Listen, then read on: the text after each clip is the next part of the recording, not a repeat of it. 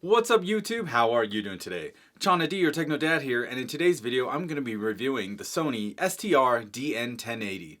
It's a 7-channel AV receiver for around $600, and we're going to check it out right after the jump.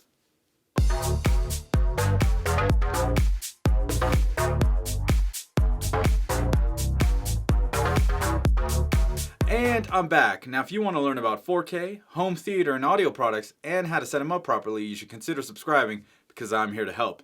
And don't forget to hit that bell so you know when I go live and answer your questions or when the next video gets released. Well, now that housekeeping's out of the way, let's get into it. Alright ladies and gentlemen, here we are finally with the review of the Sony STR-DN1080. I know a lot of you have been waiting for my review, so here we are at long last. Now, I've had this AV receiver for over a month, and it's been in the rack and out of the rack and in the rack and out of the rack because you guys know I do have a lot of equipment to check out. So in the last few weeks, I was able to get some cool new movies like Saving Private Ryan, the 4K reissue, which has an Atmos soundtrack.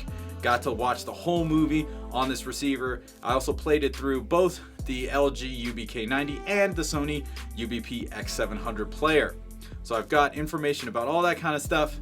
So why don't we jump into the first thing, and that's running the setup. Now first things first, the one thing that did really catch my eye literally was the graphic user interface, and this one is awesome. I gotta hand it to Sony about this. This really makes the whole experience a lot better. So first we hit the home button, and as you can see we have some options here. You know, watch, listen. What we want to do is go to setup, and then we go to easy setup. And then it asks to select a language, and then we go into speaker settings, and it talks about starting the calibration. Now we do have to plug in the microphone to the front of the unit, and Sony does something different here. They use a stereo microphone, which is kind of different. Everybody else uses a mono one, so I thought that was pretty cool. Alright, so it states that the main zone 7.1 with height speaker not set. So we need to scroll down to change surround back speaker assign. On the next screen, scroll down to select height speakers. Then it asks you about your speaker layout. Ours is 5.1, select that. Then you select the type of overhead speaker you have, either front height, top middle, front Dolby, or surround Dolby. I selected top middle. And then it asks to set the ceiling height. I put it at 9 feet.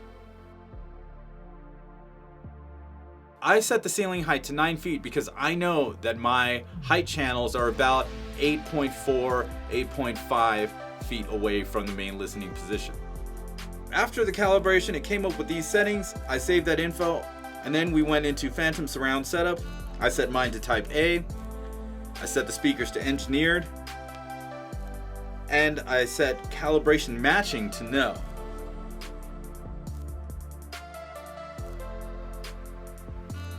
Alright, so now let's compare the distances the Sony came up with the distances I got from a laser measure using this TacLife laser measuring device.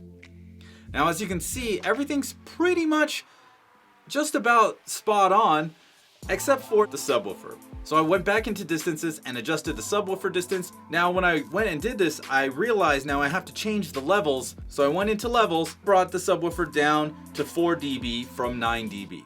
Alright, so now our audio is set up and everything's good to go. And if you've never done this with an AV receiver before, Sony makes it really, really painless, and it's actually very easy. The GUI is great. So if any of you out there are new to this home theater game, the Sony is a great buy for beginners. Alright everyone, now that we've got speaker calibration out of the way, let's move on to HDR. I know everybody wants to know which formats this AV receiver can support, and luckily the Sony STR-DN1080 does support all 3 forms of HDR. We're talking HDR10, Dolby Vision, and HLG.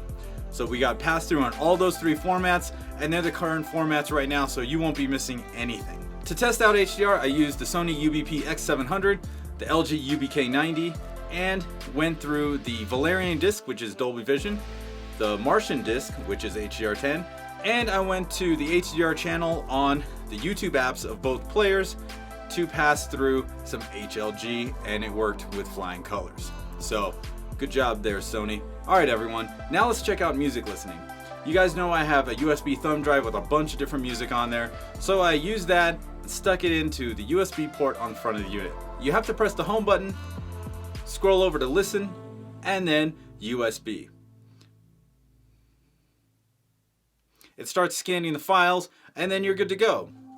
So I played Adele songs on FLAC, and for DSD I played some Michael Jackson tracks, which sounded great. Now I think the best way to experience music on this AV receiver is streaming Bluetooth from a device, okay?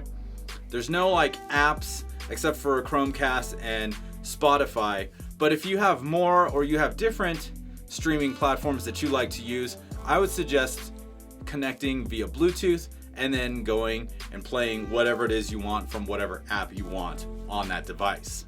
That's gonna be your best bet because this way you actually don't need the TV to be on. So that's huge, right? You can just turn on your AV receiver, boom, and then open up your app, hit play, and you're good to go with music right away.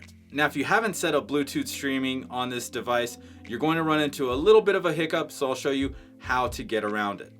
So if we press home and go to listen, and then go to Bluetooth, you may get a message box saying, this mode is currently unavailable. Set Bluetooth mode to receiver to use this function. So to do that, we hit home, we go to setup, scroll down to Bluetooth settings. And Bluetooth mode is at the top. It's set to off, so click the button and change it to receiver. And when you do this, Bluetooth standby and two Bluetooth codecs, AAC and LDAC, are turned on. Now you're good to go to connect a Bluetooth device. So now go back home, listen, and then Bluetooth. At this point, the Sony is now discoverable and showed up on my iPad as STR-DN1080 37B3C0. From there, I was able to connect and start streaming. So I streamed a little Dean Martin from my iPad's music app. Then I went into Tidal to play your favorite song and mine, the Techno Dad theme song, Forever. After that, I went to Pandora and listened to a little Underworld. I think this is the best way to experience music on the Sony STR-DN1080 as you don't need the TV on. Like, that's pretty huge. I didn't see an app. There was like a remote control app for the phone, but nothing for the iPad, which obviously has way more real estate. So it'd be cool if Sony came up with an app, maybe an iPad app for that. But I probably understand that, you know, they have a really awesome graphic interface already. So maybe having that GUI, you don't necessarily need an iPad app or a tablet app. But if you do it this way, you can keep the TV off. Like if you have an OLED like mine and you don't want static images just up there, then turn off the TV, turn on the AVR, run everything through your iPad, whatever you like to use via Bluetooth for the streaming apps you like to use. All right, so let's move on to the next topic. How does it sound? The sound is huge, okay? The sound is really big, and I noticed that I actually didn't have to turn the volume up too much past 50%. So daily use, it was at like 40, 50 for movies, and sometimes some TV watching, we'd have to put it up to 55, 60 if my wife was in the kitchen cooking and she wanted to hear whatever dialogue was happening on the TV. She couldn't hear, so we had to jack it up for like, 60% because she was, doing whatever in the kitchen, making a bunch of noise and cooking some great food. So in comparison to the other AVRs that I tested out, the Sony actually has a lot more power. At least perceived power is a lot more than the others. Now this does run for $599. Sometimes you can catch it on sale for $499. But the other AVRs started around $599 or $500 and are now down to like $300, $350. I know the Yamaha is down to like $300 and I think the Onkyo is down to $350. But that could be the reason why it has a little bit more power and it's not dropping in price just yet. Now I watched a lot of content in the last couple of weeks and Sony did a phenomenal job of representing all the different types of audio formats I tossed in there. I used the DTS-X 2018 demo disc and watched my favorite scene. It's the battleship, the first clip. That one's awesome, man. You got stuff flying all around you. It's great. Of course, I ran it through the 2016 Dolby Atmos demo disc and ran through my 4 or 5 favorite demos from there. And of course, I got to watch Saving Private Ryan, the new 4K reissue that has the Atmos track. I watched the whole movie in its entirety through the Sony, and it was pretty awesome. Now, you know, it's like a 3-hour movie, and my wife was just like, wow, this is really loud. So, you know, I had to turn it down in certain spots, but that first opening scene, man, you got bullets whizzing by around you, like in the water, you get just explosions and just debris and stuff falling on top of you. It's fantastic. Well, the sound was fantastic. I bet being there was not fantastic.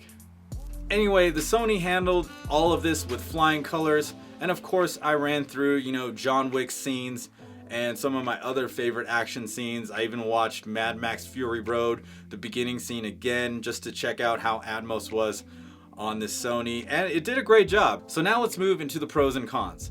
Now the biggest pro the Sony has going forward is its GUI, or graphic user interface, and it is great for beginners, so you know what's going on, easy to navigate, and just overall a great experience, as opposed to some of the other AV receiver companies. Not sure why they didn't do too much graphically, but it is pretty great.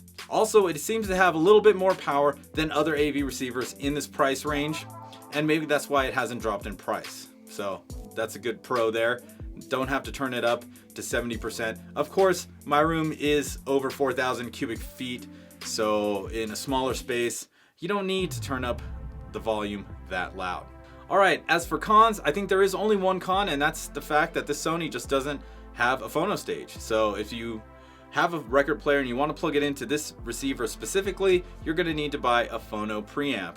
And I'll put links down in the description to that, so you guys can check those out if that's the route you want to go. Alright, so who's this for? This is for someone that's just getting into the home theater game. I know you probably bought a really awesome super thin TV that's got super thin sound, and you want to pump up the volume, right? Just like that old school song.